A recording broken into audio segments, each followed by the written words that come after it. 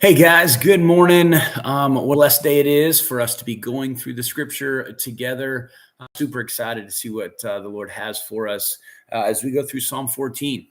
Psalm 14 has a really exceptional verse in it. You've heard it quoted many times, and it is super powerful for us to grab hold of. So let's just jump right in.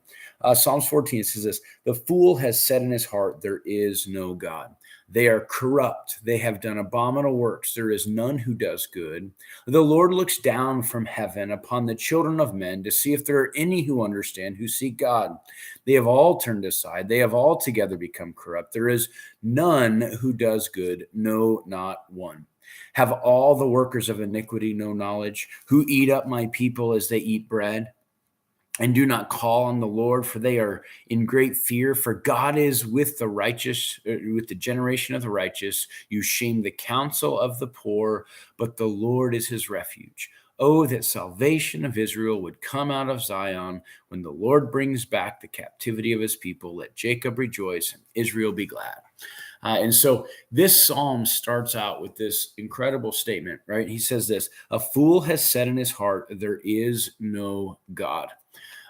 This is absolutely an incredible section of scripture because it defines the heart of a man or woman who have set themselves against God. He says, "A fool has said in his heart, there is no God." You think about this.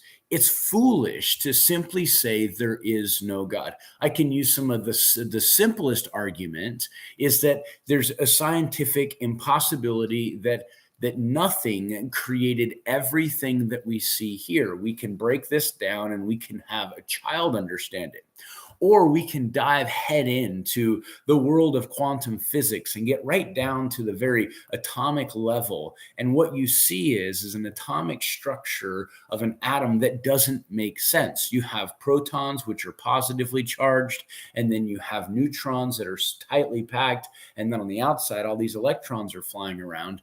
And what makes no sense with all of that is that at that tiniest of level, there is something that is holding all these positive charges together. There's just like this bond in which is clearly there. It's one of the most strongest bonds that we've ever observed, period. The reason why the atomic bomb is so severe is that we're splitting and we're breaking up that potential energy that's all packed in tightly to an atom. And there's no reason it makes sense. In quantum physics, they dive into the details and have no ability to say anything in terms of why is it and what holds all this together. Well, the Bible makes it clear that God actually holds all things together, right? And at some point, all of that will be released and there will be this vaporization and God will create a new heavens and earth. So we kind of have the answer already, but even as you dive into the most complicated details of this world, you see there's something bigger than everything that we could ever imagine. You can't dive into the details and say there is no God. You can't even think about the simplest of thoughts and say there is no God. So in order for you to say there is no God, you truly have to be foolish, right? So that's just strikes down atheism in a heartbeat. But what happens is that most people, however, live as there is no God.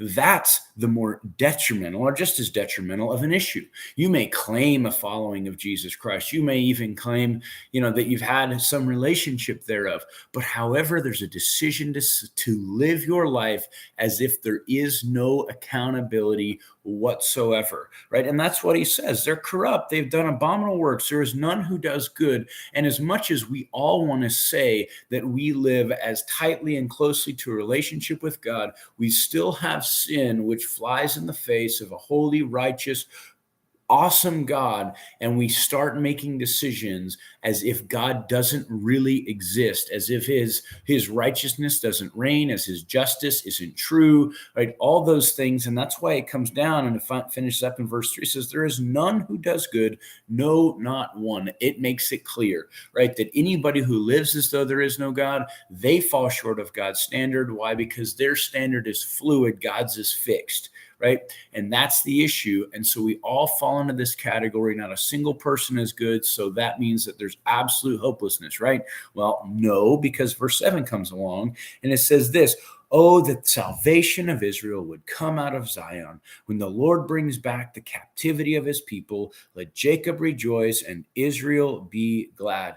So what's the promise that we get here in the Psalm? Well, there's going to be salvation that will come out of Israel, Jesus Christ, the hope of all generations. And it'll be such a blessing, just as we got to see the Israelites come out of Egypt and enter into the promised land, and such great joy would be there. Right now, we get to see what a blessing it is as we come out of sin, as we come out of a mind frame and a lifestyle of living completely as there is no God, and into the everlasting hope that can only be found in Jesus Christ.